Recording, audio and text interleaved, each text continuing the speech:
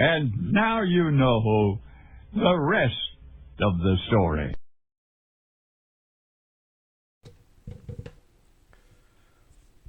Well, like the intro says, welcome back. And anybody that's really keeping track of where the calendar's at, we are starting to get towards spring fieldwork, spring everything, spring maintenance and cleaning and calving and everything else. And the last couple days here, I've been trying to get the tractors ready to go. And I'm actually ahead of last year because it was like the middle of April, end of April. I mean, I think I was changing the oils like last minute panic last year. Definitely ahead of the curve this year. So I think it was the second week in April we did manage to get in our seeding, but then the weather turned on us again. So luckily for us, we don't have to do a whole lot of work to the corn planter, and well, at least not nearly as bad as last year. So in this clip right here, I'm pulling the drain plug in the 7600, and fair warning, anybody that's really looking for a really in-depth video, you're probably not going to get that. I'm just going to try to give you a walkthrough as far as everything that's going on here. Basically because I was feeling generous and doing a play-by-play of changing the filters on these tractors. Fuel filter just got pulled off relatively easy. On the 7600, I usually try to do remove the fuel filter, and then right here is why I like to do the oil filter and then put the oil filter back on right away, is because those pliers, they really help with getting the oil filter off. When you put the fuel filter back on, it actually limits your ability to get that wrench in there. I learned that the hard way the first time I bought one of those wrenches. So, just little things you learn as you do jobs like this. So the 7600 is just rolled over on 7,864 hours, I believe is what Ryan told me, called the numbers out to me earlier. Here I'm checking so everybody can see what I'm doing. I'm putting fresh oil around the seal on the oil filter. The reason I did that is because as I tighten it on, it's to make sure that it does create a good seal, and also so it doesn't tear up the seal if it's dry as I'm tightening it down. Because once I get it started here, it is actually printed right on the outside of the filter. You're supposed to turn it down by hand until it's tight, or until it makes contact with right. Oh, I think I've already done it. Until it makes contact, and then you're actually supposed to turn it another half of a turn to make sure that it's tight. Generally not too bad. Those oil wrench that I have, that oil filter wrench, I never had that up until probably 4 years ago. And we've always used to use those metal strap wrenches, and those were a pain. I mean, I grew up using them, and they're terrible as far as reliability. I guess some people really don't like using those wrenches because you crunch them and you run the risk of disturbing the bad oil or anything else like that up into the system. I haven't had any issues with that, so I don't really worry about it. Same thing right here. This is the fuel filter. I'm showing you guys. There was a little indentation or a bump on it, I should say. What that is it's pointing out that actually has to be lined up going into the filter housing. The fuel filter can be kind of tedious on this. You see, I think I have it in, and then it doesn't want to seat properly, so I actually pull it back out. Yep. Reline it up again. You guys can see the top of my head.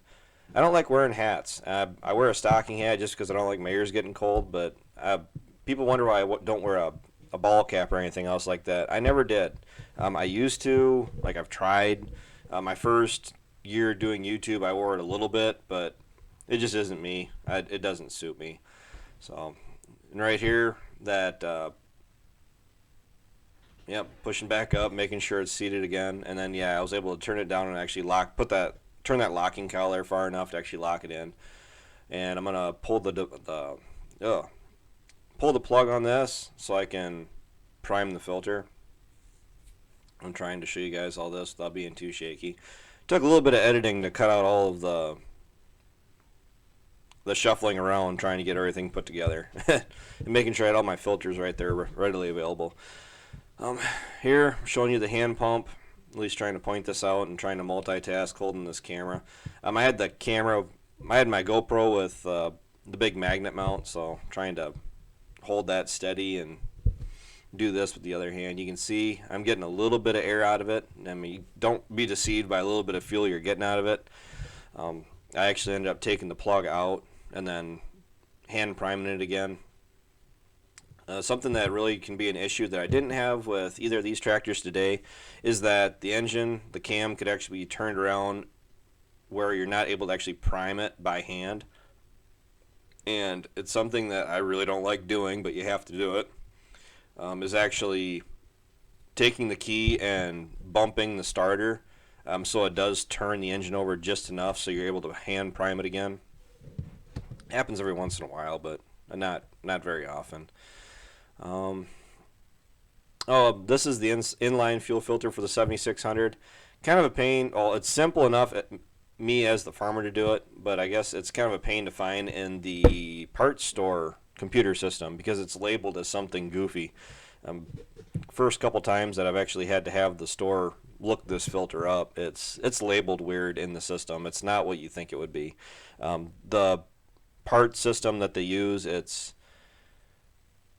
standard, like it isn't down as like a standard like fuel filter. It's inline screen, I don't know. It is a one-directional filter, and it is labeled on the filter. That's why I was pointing out the arrows pointing the direction. And it's spewing diesel all over my shoes. I was trying to work quick here because, yeah, see, it already is flowing out of the new filter. But yeah, same thing with the other ones. I change this every time I do the other fuel filters. I don't know. I think it's just good practice. And trying to work quick as fuel's dripping all over the frame of the tractor. And got it started. 7400 was kind of a pain in the butt because that one actually Brittany's standing back here. You want to say hi, buddy? If you can hear her. She hasn't seen me all day, so she's waiting to give me hugs and kisses. So, yes, I'm not as heartless as I like to portray myself as. We're just putting standard 30 weight in the tractor. I was asked the other day about putting 1540 in. At least that's what seems to be the running theme anymore as far as these diesel engines.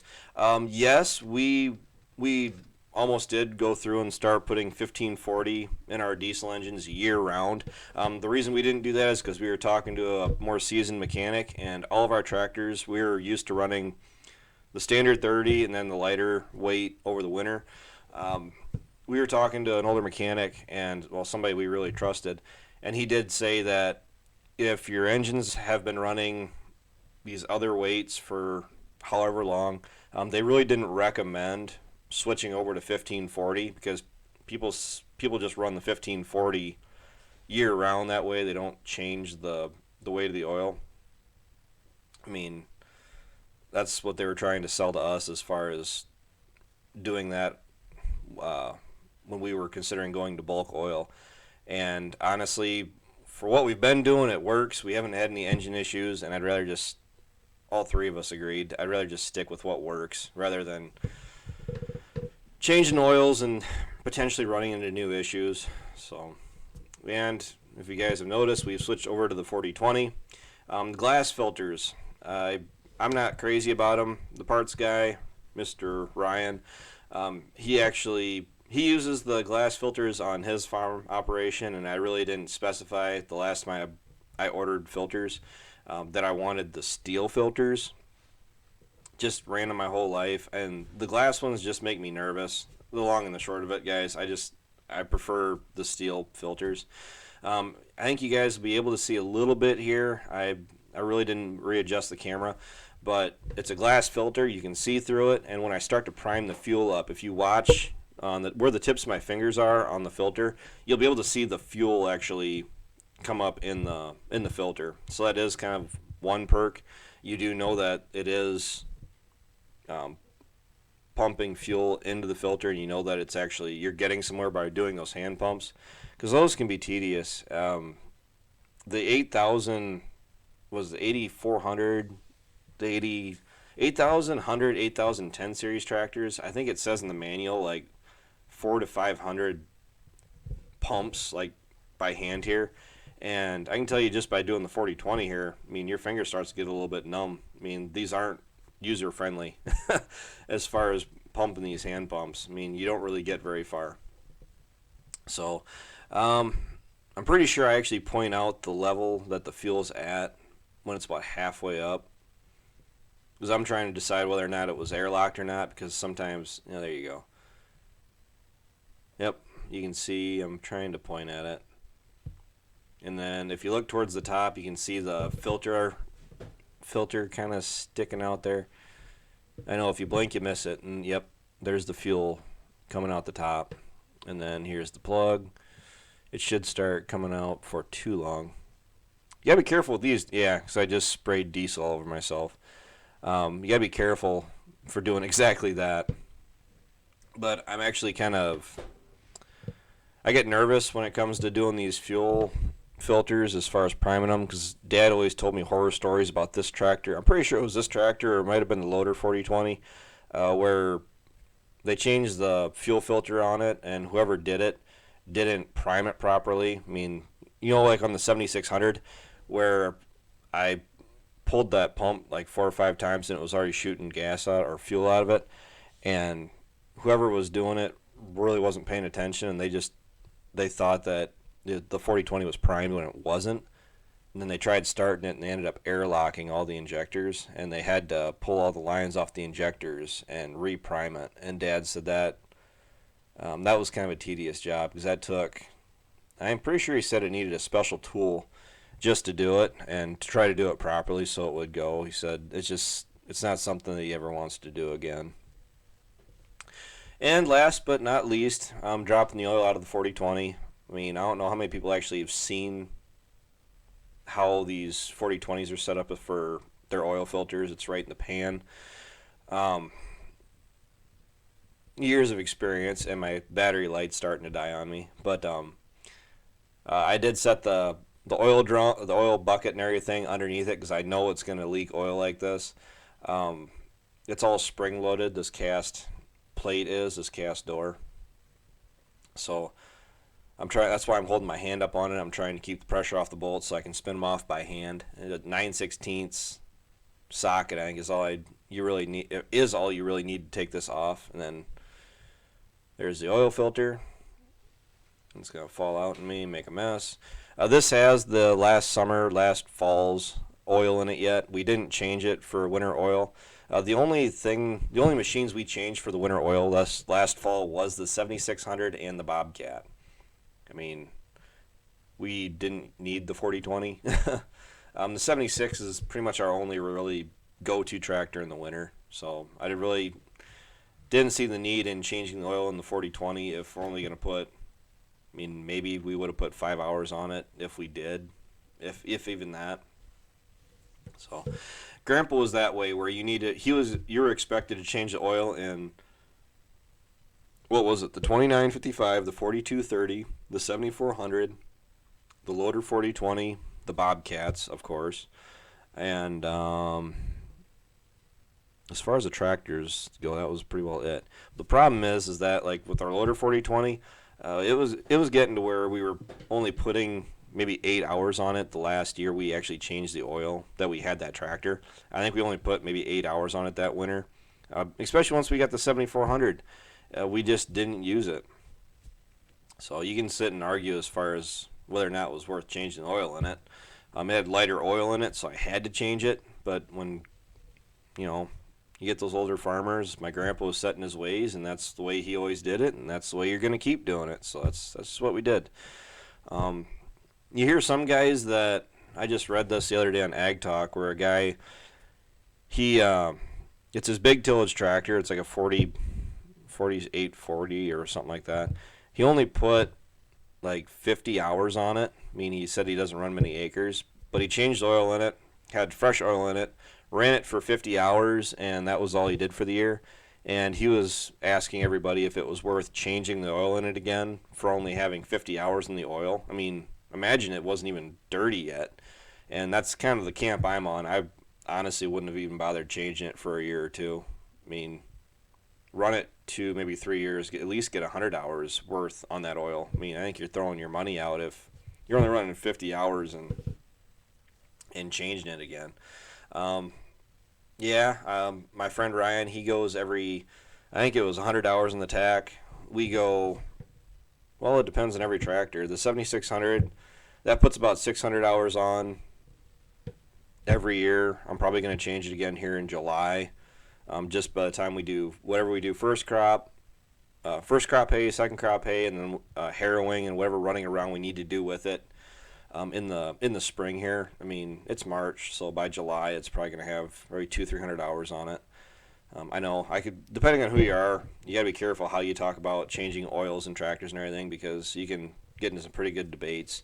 The 82, that gets 200 to 300 hours on it. The 46, 200 to 300 hours on it. I mean, it depends on the operation. And here, yet again, I'm going to point this out.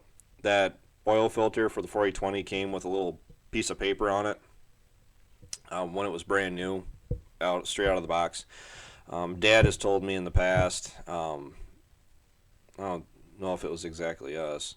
It might have been us. I don't know. Where he said that people have done it in the past where they really weren't being careful with that piece of paper and they were leaving it on the oil filter when they were putting it into the tractor. I mean, a lot of surface area there, don't get me wrong, but I mean, it's not really something you want to put into your engine or over your oil filter, because that is going to restrict flow to a certain degree. And just like that, this was all real time. I cut out the long clips, but overall, as far as all the work I did, this is all pretty well real time. Well, I take that back. The priming the fuel filter on the 7600, I did cut that down. But the rest of this, at least on the 4020, was all real time. And that's all I got for this, guys. I don't know, for those of you that were